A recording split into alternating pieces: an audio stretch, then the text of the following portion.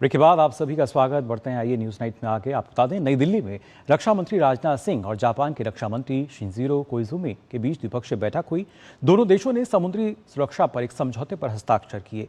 Japan के रक्षा मंत्री की ये पहली भारत यात्रा है। आइए देखते हैं और क्या कुछ है खास इसमें, हमारे संवाददाता विशाल बेरिस्टो की इस रिपोर्ट में। भारत और जापान ने एक बार फिर हिंद प्रशांत क्षेत्र में शांति और स्थिरता को लेकर प्रतिबद्धता जताई है।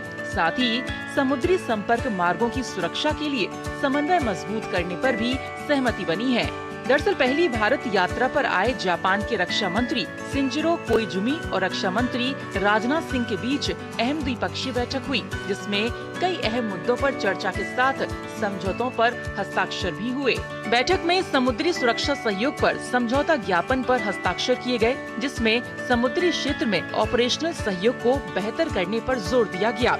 इस समझौते के तहत समुद्री क्षेत्र की जागरूकता से जुड़ी सूचनाओं का आदान प्रदान और खोज एवं बचाव अभियान जैसे क्षेत्रों में सहयोग बढ़ाना शामिल है।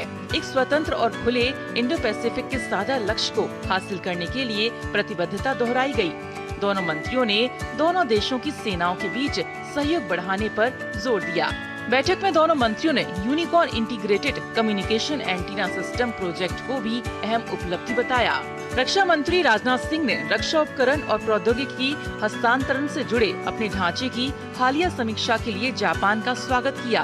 उन्होंने उम्मीद जताई कि जापान हिंद प्रशांत क्षेत्र और दुनिया में शांति एवं स्थिरता को बढ़ावा देने में आगे भी योगदान देगा। कुमामोतो क्षेत्र में आए विनाशकारी भूकंप के बाद हुए नुकसान के प्रति भारत सरकार और भारत की जनता की तरफ से गहरी संवेदना और जापान के साथ एकजुटता की अभिव्यक्ति करता हूं। एक्सेलेंसी, हमारे दोनों देशों के संबंध साझे लोकतांत्रिक मूल्यों, परस्पर सम्मान और एक पुराने सिविलाइज्ड कनेक्ट पर आधारित हैं। अगले वर्ष हम अपने डिप्लोमेटिक रिलेशंस के 75 ईयर्स मनाएंगे और इन वर्षों के दौरान हमारी यह दोस्ती सिर्फ हमारे दोनों देशों के लिए ही नहीं बल्कि पूरे इंडो पैसिफिक क्षेत्र में स्टेबिलिटी, रेजिलियंस और रूल्स बेस्ड ऑर्डर का एक कॉर्नरस्टोन बन गई है। जापानी रक्षा मंत्री ने जहाज निर्माण और इससे जुड़े क्षेत्रों में भी दोनों देशों की क्षमताओं का फायदा उठाने पर जोर दिया। साथ ही मेक इन इंडिया के तहत भारत की उत्पादन क्षमता के इस्तेमाल को लेकर आगे बातचीत बढ़ाने की बात कही। 現在インド太平洋地域の安全保障環境は急速に複雑化し、不確実性が高まっています。両首脳のリーダーシップのもと、新大臣と共に日印の防衛関係をあるべき姿に迅速に引き上げたいと考えています。本日はそのために何が必要か、共に何に取り組んでいくのか、具体的に議論をしたいと思います。よろしくお願いします。ありがとうございました。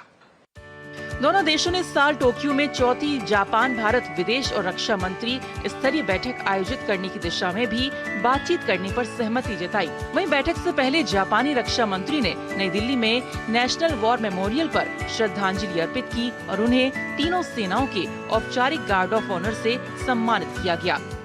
ये खास रणनीतिक और वैश्विक साझेदारी न सिर्फ हमारी मेक इन इंडिया कैंपेन को और मजबूती देगी बल्कि रक्षा क्षेत्र में हमारी आत्मनिर्भरता को पक्का करेगी।